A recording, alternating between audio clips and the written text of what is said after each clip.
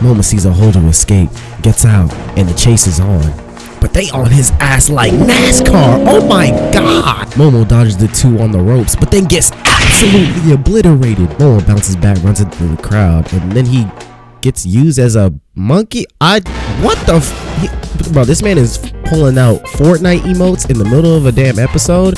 In Avatar: The Last Airbender, there's a wide variety of great episodes in the entire series. Frankly, I believe there isn't even a bad episode. Well, there is one, but we're not going to talk about it for now. There's the bloodbending episode, the library, the boiling rock, southern raiders, even the last episode of the series. I did a video on that, so make sure you check it out. Me personally, there's one episode in particular that holds a place special in my heart, and we're going to go over it.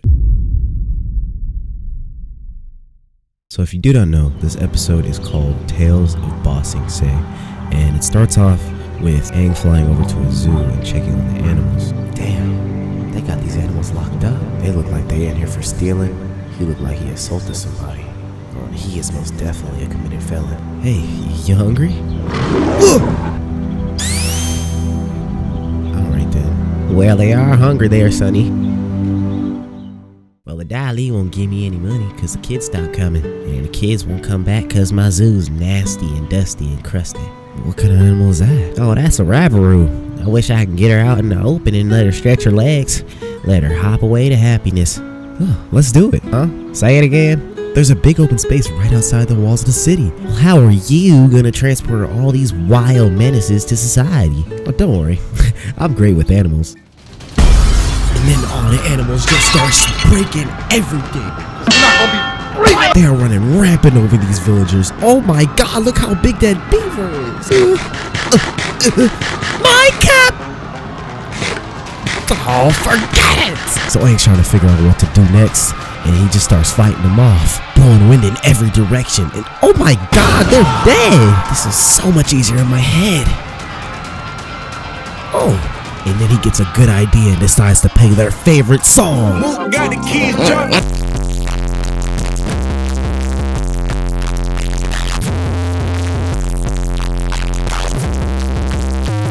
Then all the animals start running to where Aang is. So Aang decides to start running towards the front gate. But you have to open this gate now.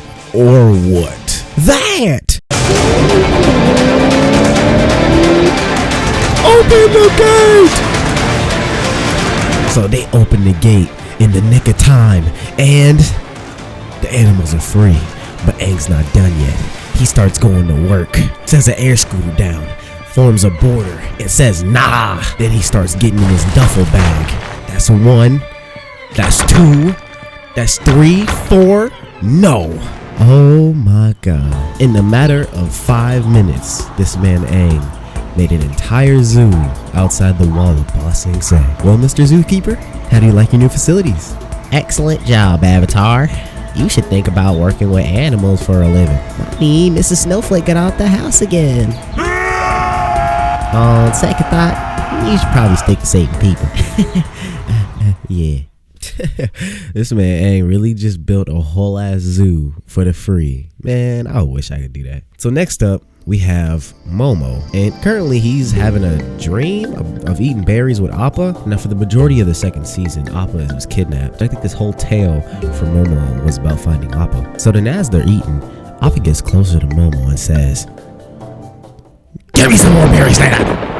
Then he wakes up. So this man Momo just woke up traumatized, and then he picks up a piece of Appa's fur. So then Momo sees a shadow that looks a lot like Appa. Goes outside, goes over to it, and just realizes it's a storm cloud. He gives up for a moment, but then he sees Appa, and it's just a tree in the middle of nowhere. And I ain't gonna lie, this episode really had me in my feels. Like, this man Appa was gone pretty much the whole season, and Momo's just out here just looking for him. But next, Momo's just drinking some water out of a random canister, knocks it over, and finds these 3 panthers ready to pounce on him. Where you think you're going, boy? Come here. You haven't paid your insurance. We finna put you in more debt. Momo sees a hole to escape, gets out, and the chase is on. But they on his ass like NASCAR. Oh my god. Momo dodges the two on the ropes, but then gets absolutely obliterated. Momo bounces back, runs into the crowd, and then he gets used as a monkey. What the bro, this man is pulling out Fortnite emotes in the middle of a damn episode, and then the Panthers notice him and start chasing him again. One is holding on to him for dear life, and they all just trample him. They got Momo cornered, and he looks like he's about to be eaten alive. And then Pest Control just comes in and just ends the whole thing. Now you're all locked up for good. But then Momo gets sent to a butcher, and they're about to cook his ass up. Look at this man.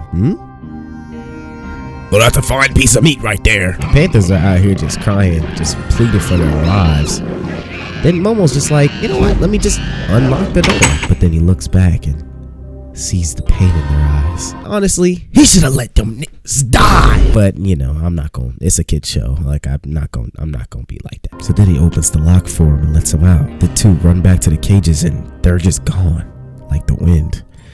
And now they're friends. I don't see. This is the definition of how two brothers could fight and then end up becoming friends in the end of it. Then one of the Panthers takes Appa's fur, runs off with it for some reason, places it down in an empty pond, and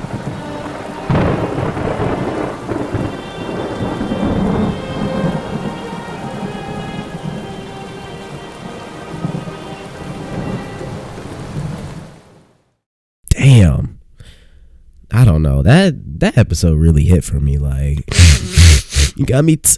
Okay, all right. Let on to the next one. So next up, we got Katara and Toph's tale, and we see Team Avatar is doing their daily routine, but Toph, on the other hand, is knocked out like a rock. Toph, aren't you gonna get ready for the day?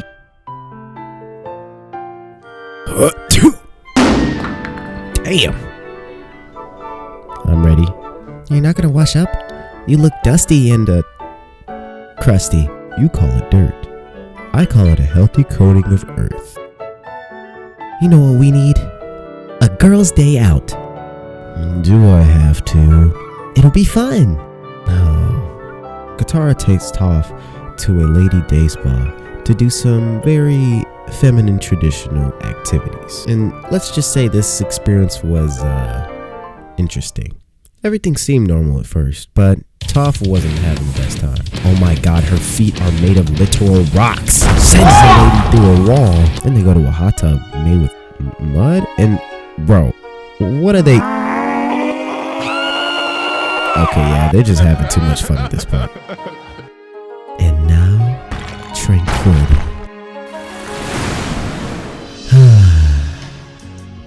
Look at them.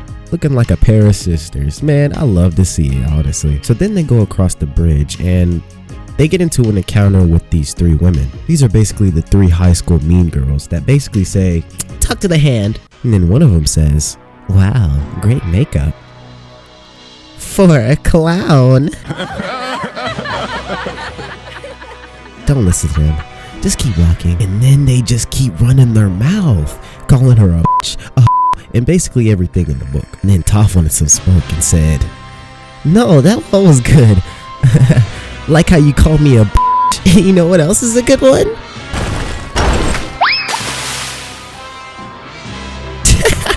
And they're soaked. And then Katara just sends them away into the river. And Katara goes to consult Toph. It's okay. One of the good things about being blind is that I don't have to waste my time worrying about appearances. I don't care what I look like. I'm not looking for anyone's approval. I know who I am. That's what I admire about you, Toph. You're so strong and confident and self-assured. I know it doesn't matter, but you're really pretty. I am? Yeah, you are. And I ain't gonna lie, this may not be my favorite section, but it is a good one. And honestly, I could say the same thing for any other section in this episode. And next is personally one of my favorites, Sakka. And you know, he's just chilling, throwing his boomerang, just doing him. Then he pokes into a poetry room full of women. The streets did she emerge, into the street she will return. In the high priest, I say unto you, she is thy for thy streets. So be not wary when she must return from whence she came. And while this lady's spitting facts, he's just basking in it. And then this animal socks him in the back and sends him through the wall completely. I am so sorry. Something struck me in the rear. I just wound up here. And surprisingly, Sokka's pretty good at poetry. Then this prissy bitch stands up, and Sakka is not having the bullshit. They call me Sakka. That is, in the water tribe, I am not a bitch. Tittering monkey. In the spring, he climbs treetops and thinks himself tall. You think you're so smart with your fancy little words? This is not so hard. Whole seasons are spent mastering the form, the style. None calls it easy. I calls it easy. Like I paddle my canoe. I'll paddle yours too. There's nuts and there's fruits. In fall, the clingy plum drops, always to be squashed. Squish squash, sing that slang. I'm always right back at you, like my boomerang. Then after the supreme get back, Sakka tries to get in his duffel bag and fails miserably. That's right, I'm Sakka. It's pronounced with an aka. Young ladies, I f***ed ya.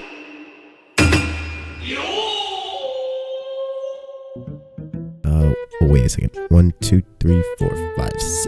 And yes, this man Sakka fucked up. So then this dude just sent Sakka through the door. And that was the end of his tale. And now we move on to the tale of Zuko. And yes, Zuko is kind of a good guy. He's kind of in the middle. He's more neutral. I don't know. Uncle, we have a problem. One of the customers is on to us. Don't look now. But that girl, she's trying to rizz me up. She knows we're Fire Nation. Didn't I say don't look? You alright, Zuko? I've seen this girl in here quite a lot. She seems to have quite the crush on you. Thank you for the tea. What's your name? My name's Lee. My uncle and I just moved here. Hi, Lee. My name's Jin. Thank you, and, well, I was wondering if you'd like to go out sometime. He'd love to. Great.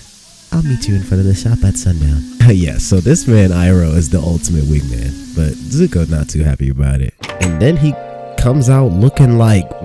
Iroh got this man looking like Robin from Lego. Batman, what is going on with your hair? Then Jin just comes out of nowhere and starts talking to him. She just walks over, starts petting his head, and messes up his whole hair that Uncle Iroh took 10 minutes. You know what? I'm just moving on. And then they go over to this eatery or buffet or something like that. And they're kind of just playing 21 questions the whole time.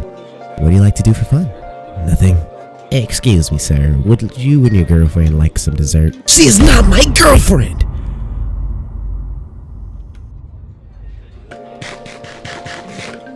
You have quite the appetite for a girl. Thanks? Yeah, this man Zuko does not know how to raise a girl up, bro. And then she asked about him and his uncle before they came here. Well, we've been traveling around for a long time. Oh, why were you traveling? We were a part of his traveling circus. Wait, what did you do? Let me guess. You juggled. Yes, I juggled. I always wanted to learn how to juggle. Can you show me something?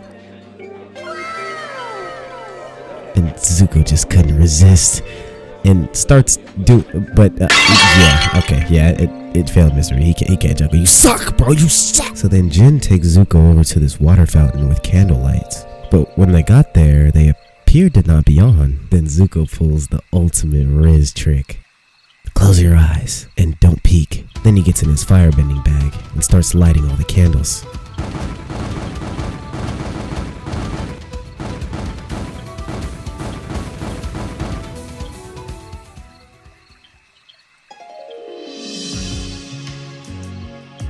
Yeah, this man Zuko really just tried to rizz her up just now. Looking at the beautiful lights reflecting off the water. And she gives him the look? Whoa, this is supposed to be a kid show, dog. She's looking into your eyes way too deeply right now. Then Jin says she has a gift for him as well. Tells him to close his eyes and then...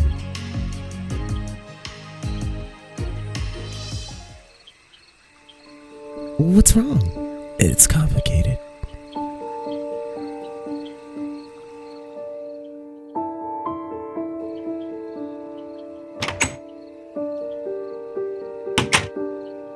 How was your night, Prince Zuko? Then he just slams the door.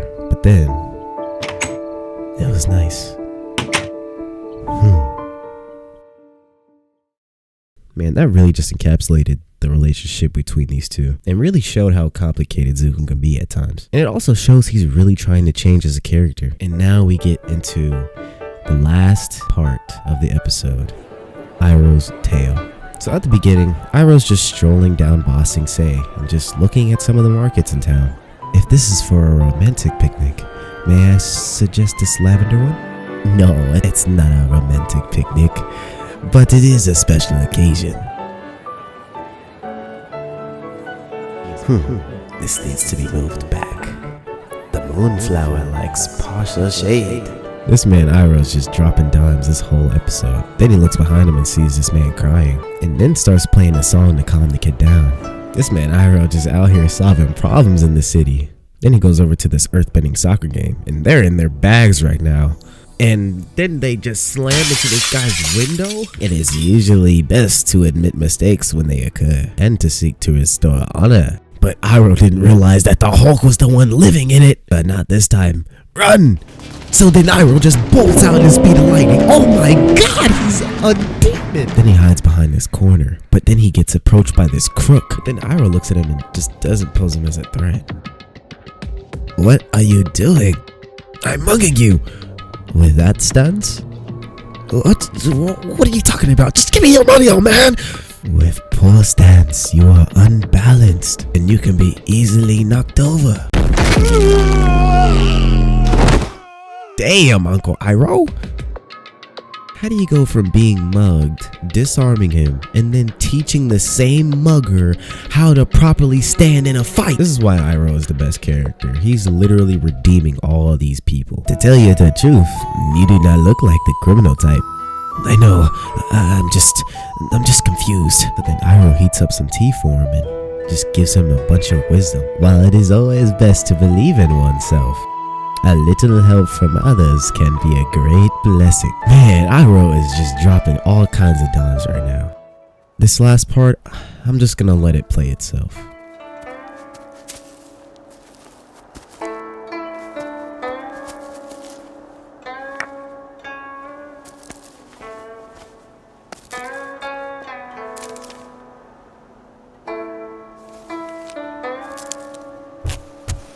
Happy birthday, my son. If only I could have helped you. Leaves from the vine, falling so slow, like fragile, tiny shells, drifting in the foam. Little soldier boy, come marching home. Brave soldier boy comes marching home.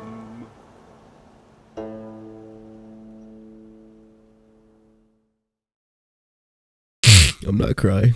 I ain't gonna lie, I shed a little tear on that last one. This episode just really encapsulated the characters in its own way, and I just absolutely love it. That's the only reason, or not the only reason, but that's the main reason why this is my favorite episode in the entire series. But if you guys have any specific episodes you guys want me to review, you think are great, you think would make great videos, let me know in the comment section below. But other than that, if you did enjoy this video, leave me a like rating down below. And if you're new around here, subscribe to the channel for more amazing content just like this. And as always, stay safe, stay positive, and keep vibing. Peace.